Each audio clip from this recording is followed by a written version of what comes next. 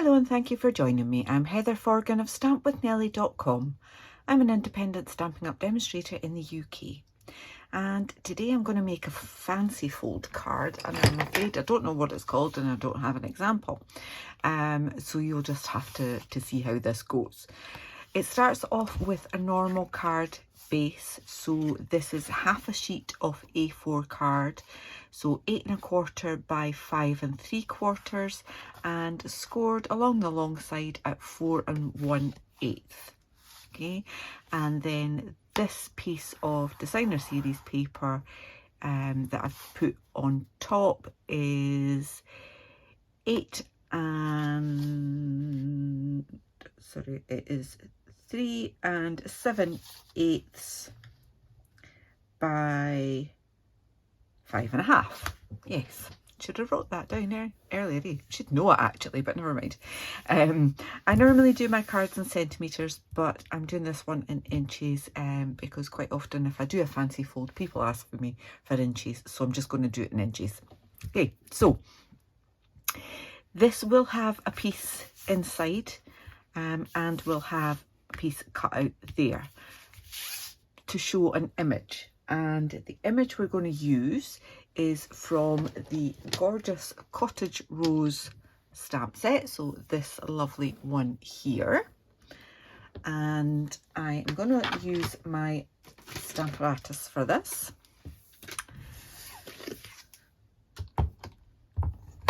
And I'm going to use Stays On. So I've got my grid mat. I know where the stamp is lined up. I've actually already done one. I'll show you that one in a moment. So I'm using watercolor pencils to colour this image, and that's why I am using Stays On. Oops. With Stays On, it's more like an old linen pad rather than our pads where you normally dab, dab, dab. So I like to give it a bit of a rub as well as a dab, and then make sure that we've got it all. Pop that over, give that a press, and then I'm going to go back in and do it again so it's a little bit darker. That's just my preference. I think that's just a little bit too light. So a bit of a rub on there, and that's much better. Okay, I'm going to give that a second or so to dry. You do need to clean your stamps with a Stays On cleaner. I like to do that and then clean them as normal afterwards to take the Stays On cleaner off the stamp as well. Okay, so that's our image, and as I say, I'm using some watercolor pencils. Also using a blender pen, and I'm not going to make you see the whole process, but I am going to show you what I do. So I'm simply just adding the colour to the centre of the flower like so, and I meant to have a scrap piece. Let me just bring this in. And the reason I have a scrap piece is the blender pen sometimes will look like it's got colour on it and it doesn't. But then you use it and it does pick up colour, and you can just clean it like so. Okay. On the leaves, so that was Daffodil Delight. On the leaves I used a combination of Old Olive and Granny Apple Green, and simply just added the colour to the stems, and then along the middle, and kind of the bits that I've got little bits of shading just added a little bit of the old olive on there as well. Nothing too fancy, just putting a bit of colour on like so. Okay, and then coming in with the Granny Apple Green and just filling in the space around about. And you don't have to be too precise. You don't need to go all the way to the end there. The precision bit is when you come in with your blender pen. I know that end is clean. And I'm simply just moving that colour around about a little bit. Don't want to work it too far when you're just using white card, but it just smooths those two colours together and I can go right to the tip there.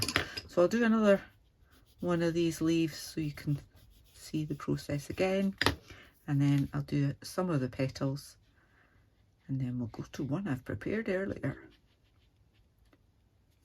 Okay, so again, clean that off. With the petals, I am using a combination of Cherry Cobbler, Real Red and Flirty Flamingo. So Cherry Cobbler's our darker one.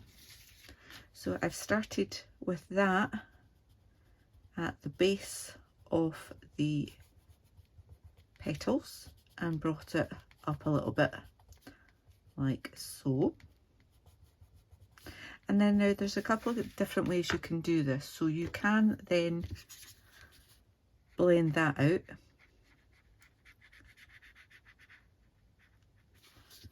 Okay, and then come in with your next colour. So this is my Real Red.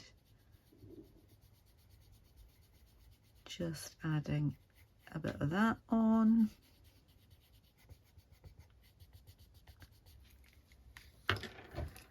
And then my final colour is Flirty Flamingo. So I can blend those two together, and then I could clean,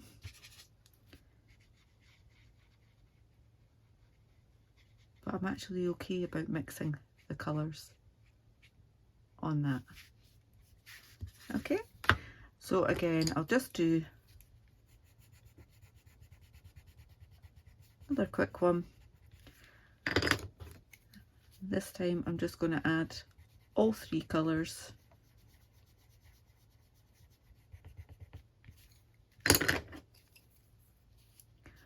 Onto that one petal.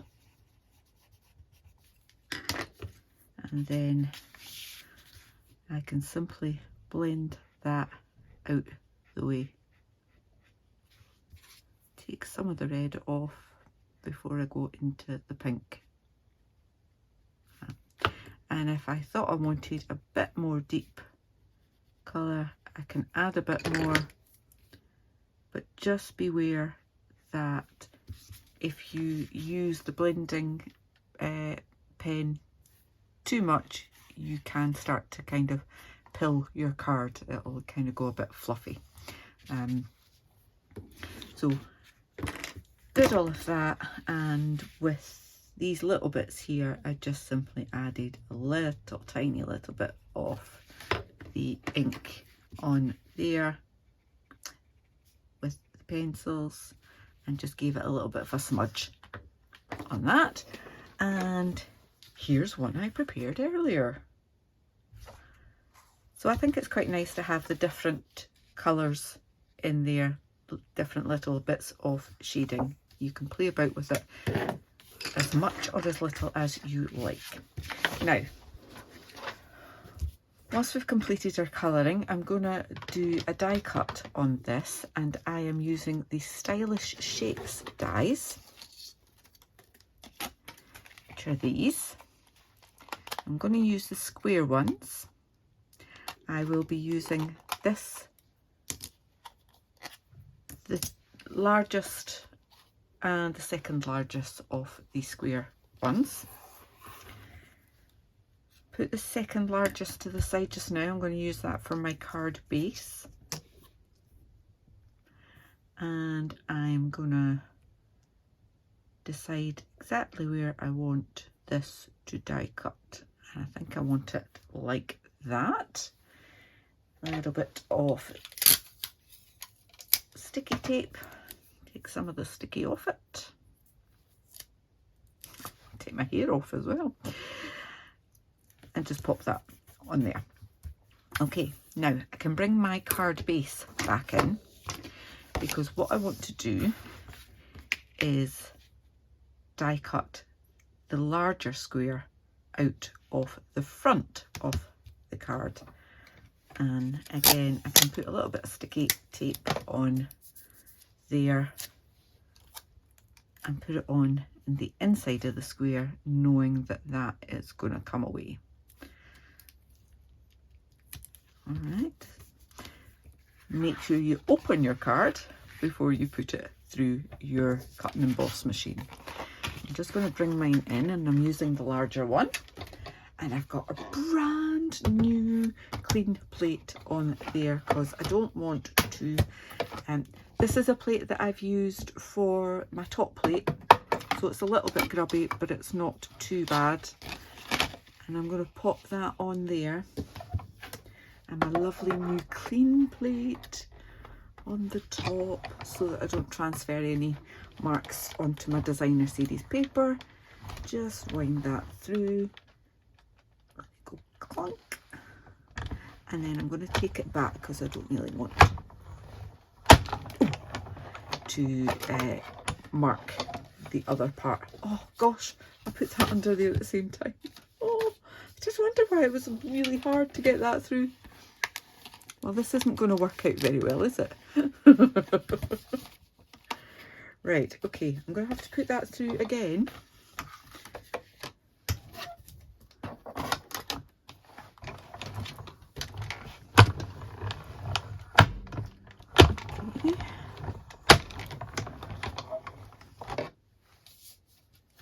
We've only cut through once, that's fine. I do have these extra lines on the back though, because it embossed that other square, but we'll ignore that and pretend that never happened. Let's see how this one looks. This has got extra bits on too.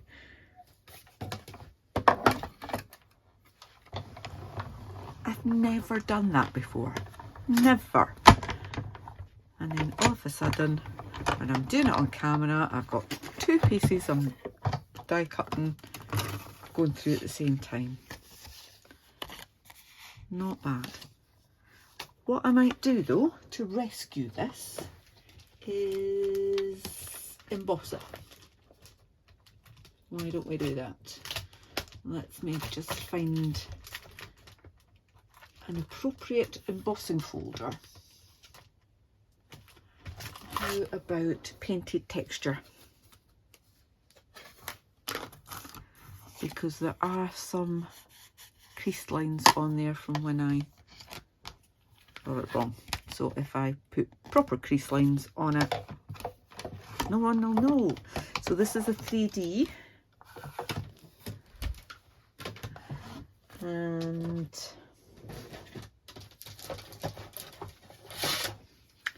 so I want that to be my sandwich for that. There we go. And we have that looking nicely textured, because that looks like it was meant. Should I try and do the same? Why don't we? Why don't we just try and do the same with the card front to get away from having that nonsense on there. So I want to pop that in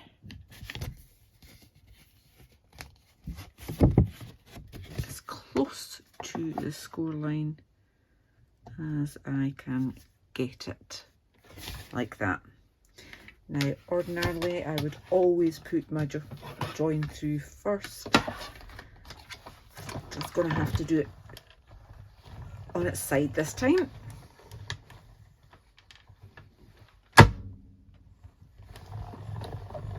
Okay. Talk about winging it. There we go. So we've got our card base, and that bit is embossed as well. Let me get that out of the way. And then I've got that bit. Now, oh, I want that to go on there. I really haven't thought this through.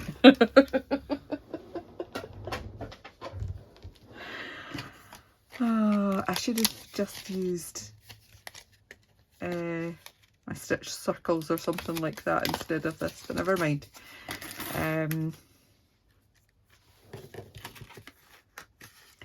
Because these dies have 2 lines on them, when I've done my large frame and my smaller frame, it's the same size as the outer die cut from there.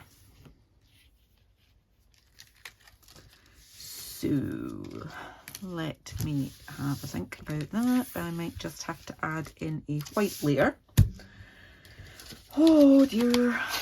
Honestly, this will be worth it, hopefully. I have to be perfectly honest. If it's not, it's another life lesson, eh? So,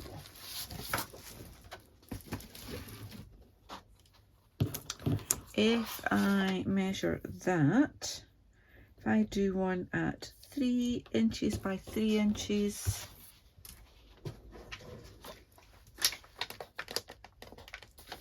I've got this other piece of card ready to score, but I need to cut this one first. 3 inches by 3 inches. Okay. Then I can put that on there. Then my little frame, where's my little frame gone? Oh lordy, there it is. A little frame on, and then I can cut, not the larger one, the smaller one from the inside of that, and that should work. Right, let's just try and get that relatively straight, and a bit of tape on that. Let me just run that through die cutting machine.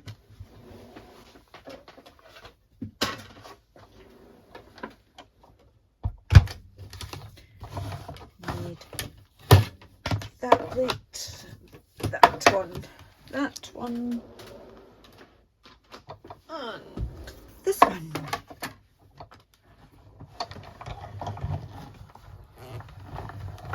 There we go.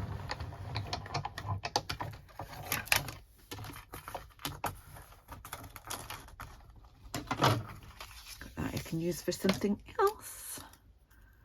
This one.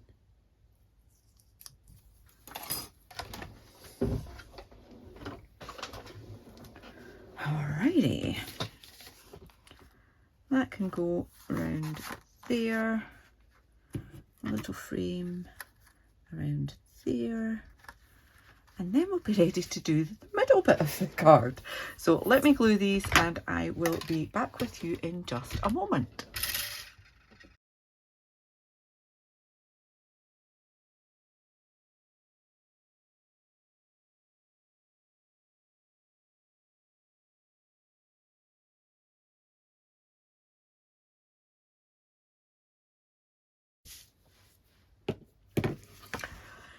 Okay, so we've got that frame round there eventually.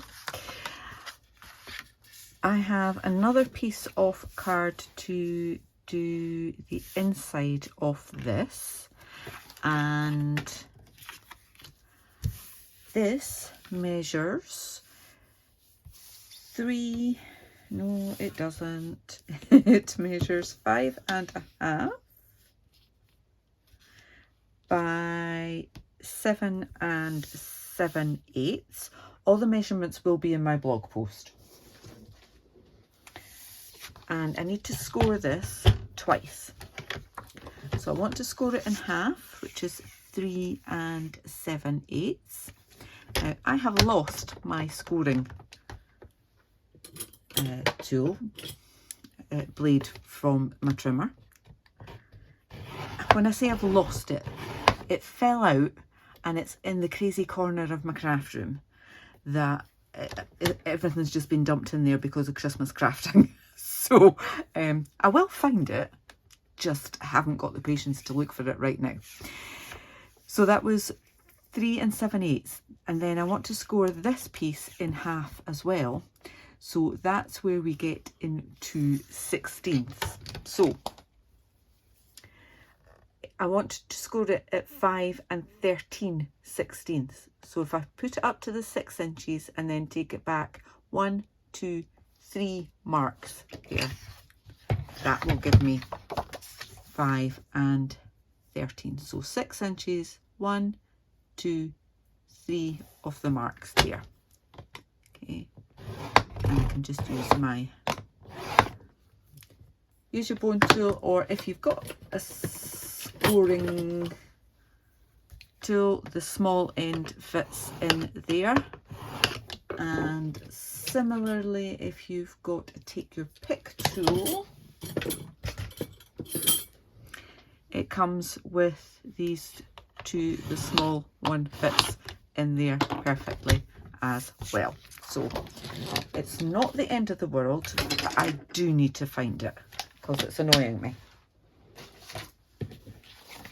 And I certainly don't want to have to buy a new trimmer for a scoring blade when I've got alternatives.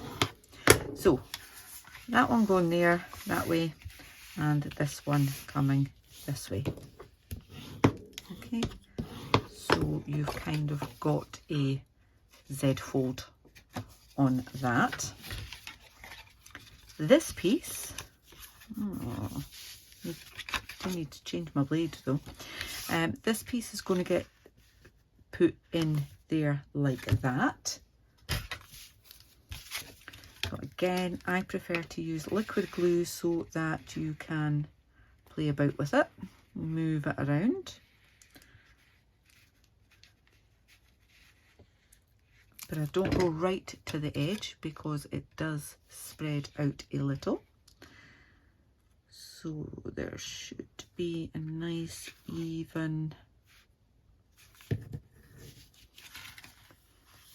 way around. Just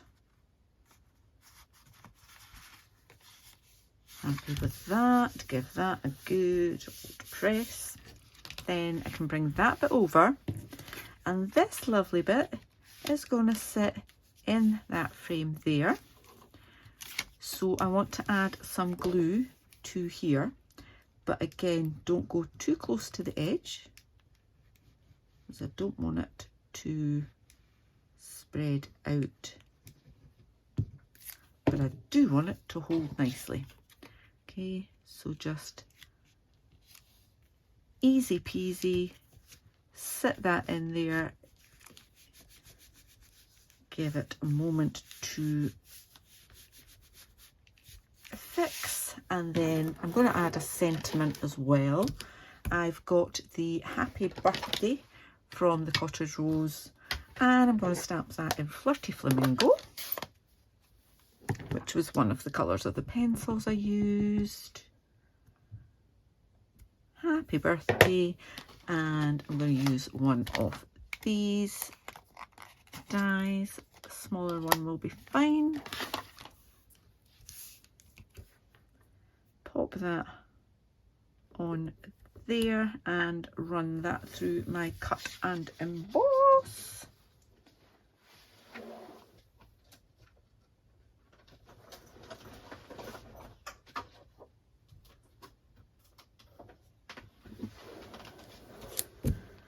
That's that done. And I'm going to put that up the dimensionals.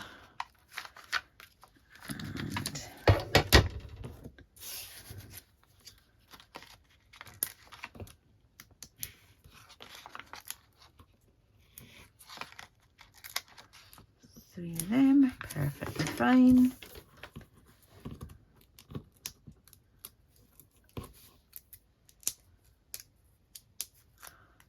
Oh, come on.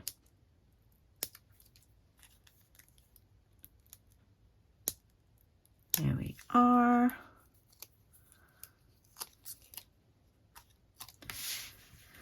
And I'm going to put that down there like so. So looks like a normal card. Open that, and then you've got loads of room for your message on there. You could do a little bit more stamping on there. I could have stamped the leaf from that. Let's just do that. Totally making this up as we go along now, eh? You can mask off with any old piece of card or whatever, so you're not stamping on there.